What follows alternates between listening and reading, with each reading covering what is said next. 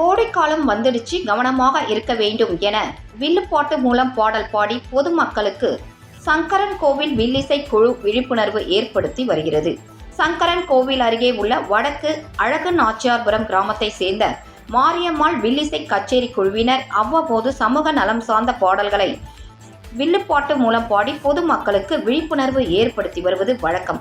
அந்த வகையில் தற்போது கோடைக்காலம் வந்துவிட்டதால் கோடைக்காலம் வந்துடுச்சு, கவனமாக இருக்க வேண்டும் என வில்லுப்பாட்டு மூலம் விழிப்புணர்வு ஏற்படுத்தி வருகின்றனர். கோடை வெயிலை எவ்வாறு சமாளிப்பது மற்றும் இயற்கையான இளநீர், மோர், நீர் அதிகமாக பருக வேண்டும் என பாடல்களின் வரிகள் இடம்பெற்றுள்ளது.